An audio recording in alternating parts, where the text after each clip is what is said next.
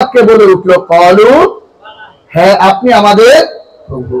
এই জন্য তাফসীর কারকগণ লিখেন, যদি ওই দিন দয়াল নবীজি অরুবালা শব্দটা উল্লেখ না করতেন, তাইলে রূহের জগতে সমস্ত রূহগুলা বেঈমান হয়ে যেত, আল্লাহ পাক দুনিয়ার জমিনে কোন রূহ পাঠাইতেন না। আল্লাহু আকবার বলেন। রূহের জগতে রাসূল পাককে মুর্শিদ বলা হয়। কি বলা হয়? তিনি এইখান থেকে মুর্শিদ না, এই যে ঈদে মিলাদুন নবী সাল্লাল্লাহু আলাইহি ওয়াসাল্লাম মাহফিল, তিনি এখান থেকে মুর্শিদ না, জেনে যান রাসূল পাক আলমে আরফা থেকে আমাদের পথ প্রদর্শক। বলেন সুবহানাল্লাহ। এই জন্য কাজী নজরুল ইসলাম মহব্বত করে গেছেন তাওহীদেরই মুর্শিদ আমার মুহাম্মাদের নাম মুর্শিদ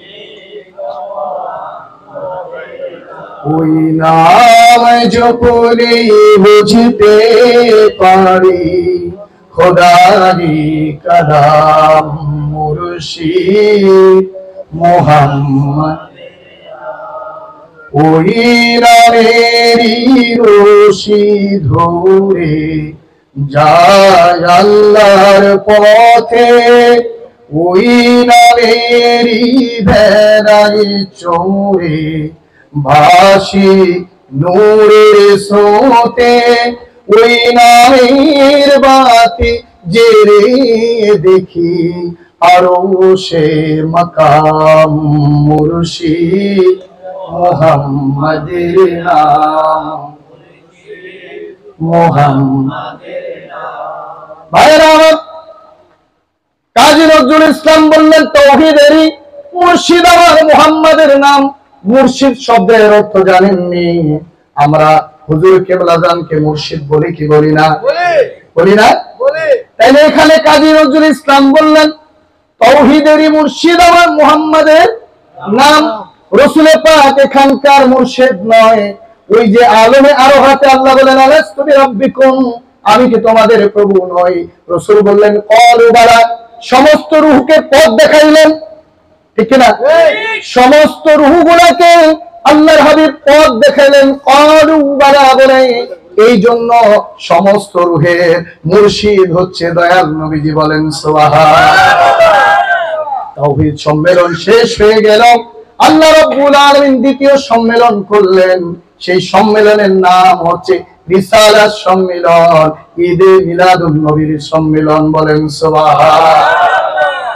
আপনারা আমরা এখন করতেছি, অনেকে ঈদে মিলাদুন নবী সাল্লাল্লাহু আলাইহি ওয়াসাল্লামের মাহফিল দেখলে তো বিদআত বিদআত আছে না নাই? এই এলাকায় নাই, আমাদের এলাকায় আছে। তাইলে রাসূল পাকের যে আসবেন, তিনি রাসূল পাক যে জমিনে আসবেন, আল্লাহ রাব্বুল আলামিন ঈদে মিলাদুন নবীর মাহফিল করলেন নিজে, যেটা সূরা আল ইমরান 81 নম্বর আয়াতের মধ্যে আল্লাহ পাক বলেন বিসমিল্লাহির রহমানির রহিম ওয়া আখাযাল্লাহু মা আতাইতুকুম রাসূল। সুবহানাল্লাহ। দ্বিতীয় সম্মেলন করলেন। প্রথম সম্মেলন হচ্ছে কি সম্মেলন বলেন তো? তাওহীদ সম্মেলন। একটু চিল্লায়া বলেন না, কারণ আলোচনা করে গেলাম। সকালে জিজ্ঞেস করে কি করেছে, বলবেন যে কি যে কইলো, ভালোই তো লাগলো। বললেন যে কি বলছে, যে মনে নাই কিছু। কথা বলেন ঠিক কিনা? তাইলে প্রথম সম্মেলন হচ্ছে তাওহীদ, আল্লাহ পাকের একত্ববাদের সম্মেলন। সমস্ত রূহগুলোর কাছে আল্লাহ পাক স্বীকৃতি নিলেন যে আমি হচ্ছি তোদের কি প্রভু। এরপরে দ্বিতীয় সম্মেলন, যেটা সূরা আল ইমরানের মধ্যে, সেটা সম্মেলনের নাম হচ্ছে রিসালাত সম্মেলন। বলেন সুবহানাল্লাহ। সেই সম্মেলনের নাম হচ্ছে রিসালাত সম্মেলন।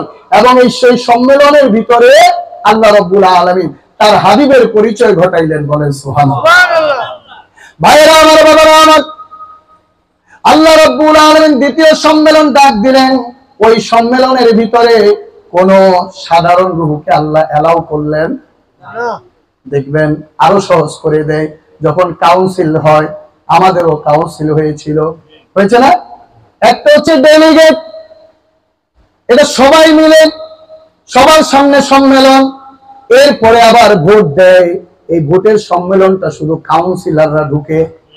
কি কি ভিআইপি, ঠিক কিনা বলেন? তেমনি ভাবে আল্লাহ রাব্বুল আলামিন দ্বিতীয় সম্মেলন করলেন আরমে আরোহার জগতে। ওই সম্মেলনে কোন সাধারণ রূহকে আল্লাহ ডাক দিলেন? প্রথম রূহতে কি ছিল? সাধারণ রূহ ছিল, আল্লাহর ওলি ছিল, আল্লাহর নবীগণ ছিল। দ্বিতীয় সম্মেলনে আল্লাহ পাক কোন রূহকে অ্যালাউ করলেন না, শুধু ডাক দিলেন কাদেরকে? এক নম্বরে ডাক দিলেন আল্লাহর নবীদেরকে। বলেন সুবহানাল্লাহ। কোন আল্লাহর ওলিদেরকে ওই সম্মেলনে অ্যালাউ ছিল না, একমাত্র রিসালাত সম্মেলন ছিল।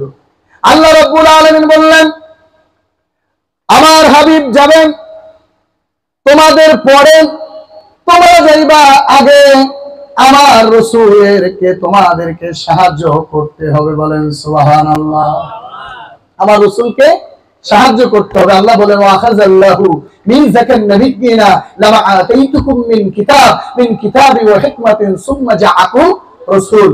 আল্লাহর হাবিবকে দেখে আল্লাহ পাক বলতেছেন, হাবিব আপনি মনে করেন ওই দিনটার কথা, যেই দিন ওই যে আমি আপনাকে সম্মেলনে দাওয়াত দিয়েছিলাম, আপনি ছিলেন প্রধান অতিথি। বলেন সুবহানাল্লাহ। আমি আল্লাহ তাআলা নিজে সভাপতি হইয়া ওইখানে নবীগণ থেকে এই বলে অঙ্গীকার নিয়েছিলাম যে তোমরা যাইবা আগে, আমার রাসূল যাবে পরে, আমার রাসূলকে তোমাদেরকে সাহায্য করতে হবে, সহযোগিতা করতে হবে। এখন ভাইয়ের আমার যেহেতু সময় কম, আমি একটু ফাস্ট করে দেই, তা না হলে বুঝবেন না। আমি আমার মূল আলোচনায় প্রবেশ করব। আল্লাহ রাব্বুল আলামিন এখানে নবীদেরকে বললেন সাহায্যের কথা। কিসের কথা?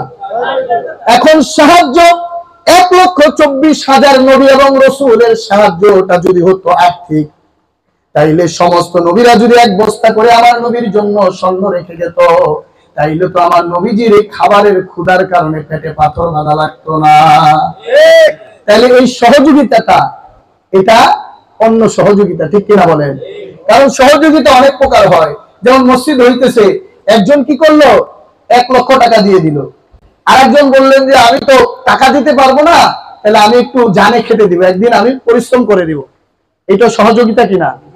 আবার একজন বলতেছে যে আমি শারীরিকভাবে দুর্বল, তাহলে আমি টাকাও দিতে পারবো না, শারীরিক শ্রমও দিতে পারবো না, আমি ক্যানভাস করব। আমি কি করব? এখানে যে মসজিদ হচ্ছে এটা আমি মানুষের কাছে বলবো, যাতে এইখানে মানুষ অনুদান দেয়, ঠিক কিনা বলেন?